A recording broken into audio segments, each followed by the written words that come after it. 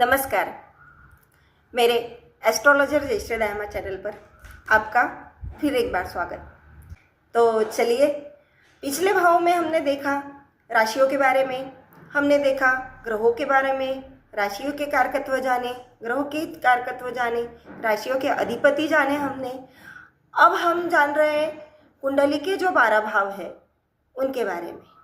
कुंडली आप सबको पता है, कुंडली कैसी होती है, एक स्क्वायर टाइप, स्क्वायर में कुछ वो ट्रायंगल वगैरह बने हुए हैं, सबको पता है।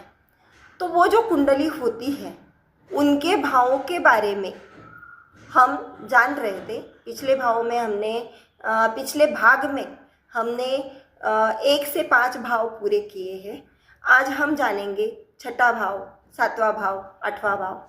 पहले 5 भाव हमें क्या क्या बताए, एक सादा रिकैप मैं आपको बता रही हूँ। पहला भाव अपना व्यक्तिमत्व का था। दूसरा भाव हमें जो धन संपत्ति मिली है या हमने जो अर्जी करके रखी है, बैंक बैलेंस बना के रखा है एक एफडी के तौर पर, या हमारे नाम पे अभी वो जमा है, वो दिख रहा है हमें, वो वाला सेकंड भाव। भले ही वो धन संपत्ति हमारे पेरेंट्स से, हमारे ग्रैंड पेरेंट्स से हमको मिली है, फिर भी हमारे नाम पे वो जमा है, तो वो धन संपत्ति जो जमा है हमारे नाम पर, वो दूसरा भाव बताता है। वो संस्कार दिखाता है, वाणी दिखाता है, बहुत कुछ दिखाता है। थर्ड हाउस हमें दिखाता है हमारे से छोटे भाई बहन, हमारा पराक्रम, हमारे हॉबीज़, हमारे स्पोर्ट्समैनशिप वगैरह सब दिखाता है।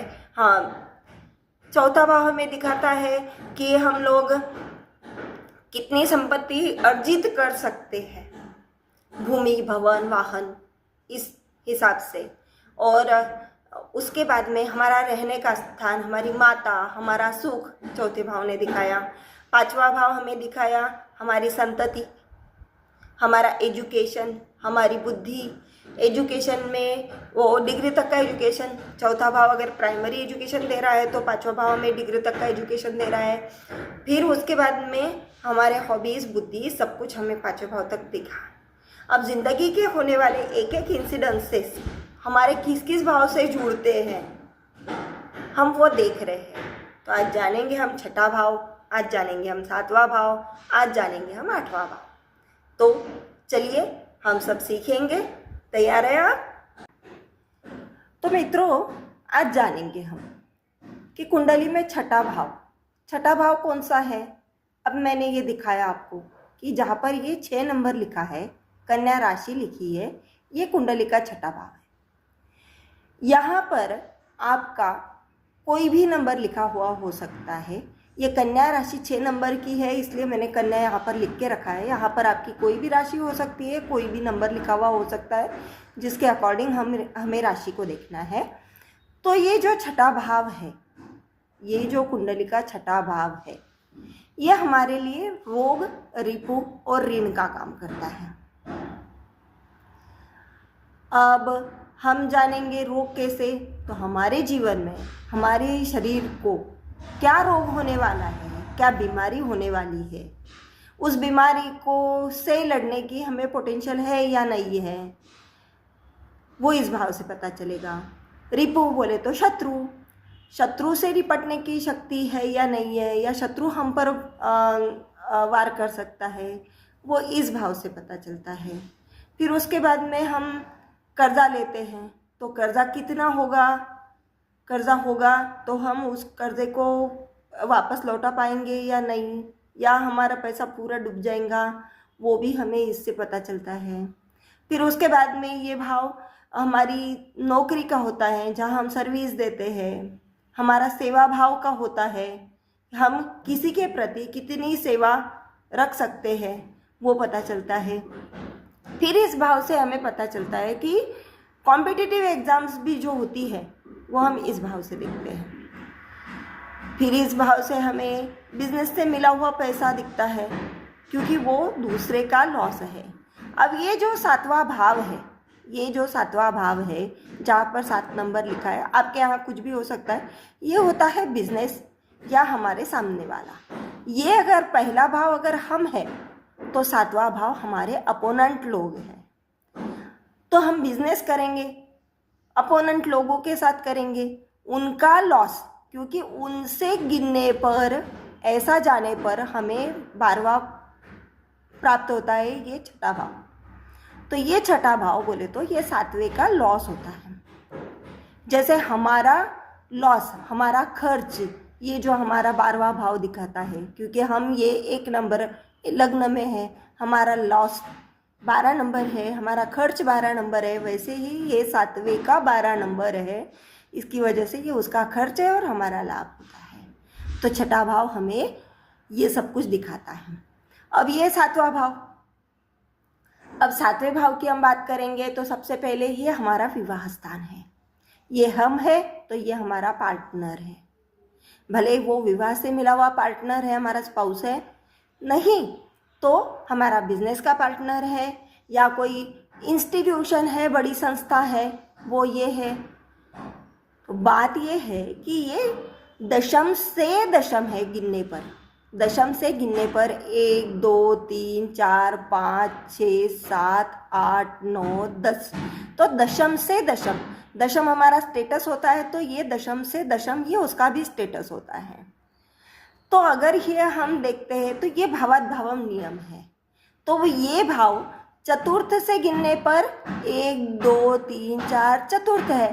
तो चतुर्थ अगर हमारा रहने का घर है तो ये 7वां भाव हमारा दूर, घर से दूर एक घर जहाँ पर हम रह रहे हैं वो भी दिखाता है, या हमारी पार्टनरशिप दिखती है, या हमारा रिटेल का बिजनेस दिखता है, क्योंकि इस भाव से हम लोगों से हमारे मतों का, हमारे विचारों का आदान प्रदान करते हैं। रिटेल भाव है क्योंकि एक कस्टमर आया, हमको पैसा देके चला गया, दूसरा कस्टमर आएगा, हमसे चीज़ खरीदेगा, पैसा देके जाएगा। तो ये जो है 1 2 3 4 ये रिटेल का भाव है। फिर उसके बाद में हम होलसेल भी इसी से देखते हैं, फिर उसके बाद में हम पार्टनरशिप का बिजनेस भी इसी से देखते हैं, सोल बिजनेस भी इसी से दिखते हैं। तो ये देखने से पता चलता है कि ये तुम्हारा भाव कितना प्रोमिनेंट है कि तुम्हारे को बिजनेस दे सकता है, कौन सा बिजनेस दे सकता है। 7वें भाव से अगर हम और कुछ जानेंगे तो ये है कुंडली का मारक भाव। मारक भाव ये दूसरा भाव और 7वां भाव कुंडली के लिए हमेशा मारक भाव होते हैं।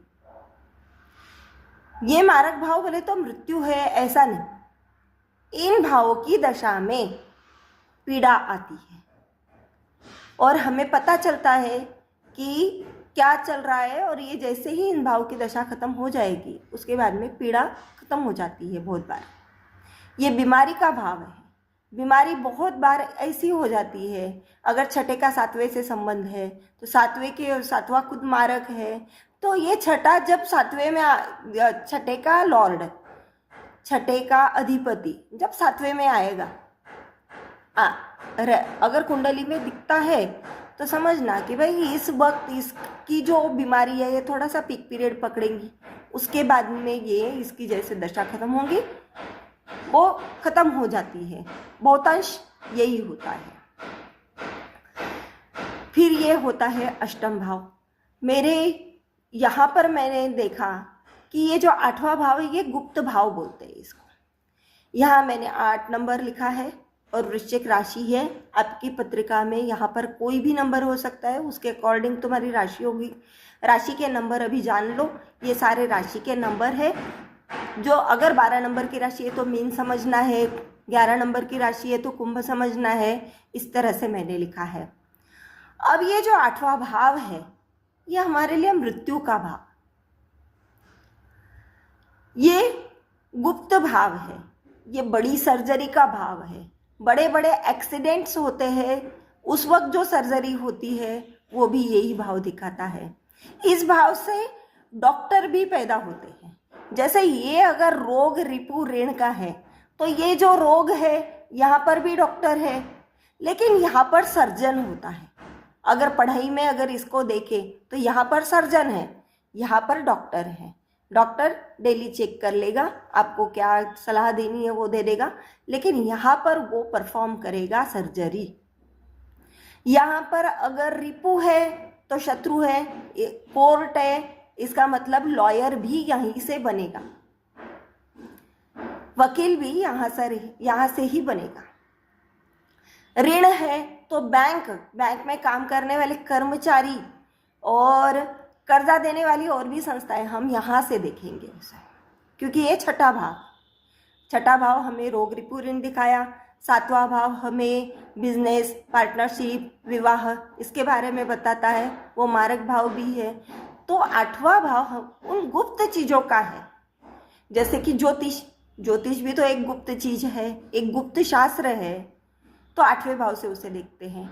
आज के ज़माने के सीए लोग जो ऑडिट करते हैं, बिजनेस के झोलझाल पकड़ते हैं, तो वो भी एक अष्टम भाव से वो गुप्त चीज़ें ढूंढ के निकालते हैं, इसलिए उसको बोलते हैं अष्टम भाव में। ये एजुकेशन सीए भी दे सकता है, ये रिसर्चर भी बना सकता है, क्योंकि वो गुप्तता ढूंढ के निकालते हैं रिसर्चर लोग। फिर उसके बाद में ये ज़मीन से जो गुप्त चीज़ें निकलती है, जैसे कि क्रूड ऑयल हो गया, आपका पेट्रोल हो गया, सोना हो गया, हीरे हो गए, तो ये जो है ये अष्टम भाव से हम देखते हैं। फिर अष्टम भाव वो पैसा है जो हमने कमाया नहीं है। या चतुर्थ भाव में हमने देखा कि चतुर्थ भाव में हम पैसा कमा रहे और हमारी प्रॉपर्टी अर्जित कर रहे, कुछ तो भूमि, भवन, वाहन जो भी है हम अर्जित कर दे, स्व कष्ट अर्जित है। 11वें भाव से हम पैसा कमाएंगे, लेकिन दूसरे भाव में हमने देखा कि हमारा ये जमा किया हुआ पैसा जो हमसे भी जमा होता है और हमारे जो पूर्वज है, हमारे पिताजी है, हमारे दादाजी है, जो हमारे लिए रख के गए हैं, वो भी पैसा है जो हमारे नाम पे जमा हो गया है। और ये प्योरली ऐसा पैसा है, ये पैसा हम कमा के हमारा बचा हुआ पैसा भी मानेंगे हम, लेकिन ये जो पैसा है ये प्योरली एंसेस्ट्रल पैसा है जो हमें विरासत के तौर पे ही मिलता है। अब बात अगर की जाए तो विरासत के तौर पर LIC का पैसा मिलता है। LIC था पिताजी की और नॉमिनी बना के गए आपको, पिताजी चले गए, नॉमिनी के रूप में आपको पैसा मिल गया। बहुत सारी प्रॉपर्टी थी खानदान की जो यहाँ पर अपने को मिल गई। अब जब अंडर टेबल इनकम की हम बात करते हैं, अंडर टेबल इनकम वो भी ये 8वां भाव दिखाता है। ये कोई भी चीज का स्टॉप है, जैसे ये हमारी जीवन का स्टॉप है, ये हमारा बर्थ है, बर्थ के टाइम पे ये सबसे पहले पहला भाव एक्टिवेट होता है, तो आखिरी का भाव ये अष्टम भाव है, ये आखिरी का भाव अष्टम भाव हमारा मृत्यु दिखाता है। तो यहाँ पर हमारी ज़िंदगी स्टॉप हो जाती है। इस भाव से अगर कोई भी भाव का लॉर्ड अगर जुड़ता है, कोई भी भाव का अगर अधिपति इस भाव से जुड़ता है, तो वो हमारे लिए उस चीज़ के लिए रुकावटें पैदा कर करके फिर उसके बाद में उसको आगे बढ़ाता है। तो दोस्तों, आज हमने सबसे खतरनाक भाव 6, 7वां, 8वां इन भावों के बारे में जानकारी ली। वैसे 6, 8, 12 को हम त्रिक भाव बोलते हैं, जो हमारी ज़िंदगी के लिए हम बोलते हैं कि खराब रोल प्ले करते हैं, लेकिन ये त्रिक भाव है। और दूसरा और 7वां मारक भाव है, जिसकी वजह से भी हम सोचते हैं कि ये खराब भाव है। वैसे कुंडली में कोई भी भाव खराब नहीं होता है और कोई भी भाव अच्छा कभी भी नहीं होता है, लेकिन फिर भी अगर हमने देखा है तो आज 6ठे भाव के बारे में हमने बात की, आज 7वें भाव के बारे में बात की, आज 8वें भाव के बारे में बात की। और जितना जानेंगे ये सब कम है, क्योंकि अगर बोलते बोलते मुझसे अगर कोई पॉइंट छूट भी जाते हैं तो हम आगे उसे कवर कर लेंगे। अब आगे के वीडियो में हम 9, 10, 11 और 12 जो भाव है इनके बारे में जानकारी प्राप्त करेंगे। तब तक के लिए धन्यवाद।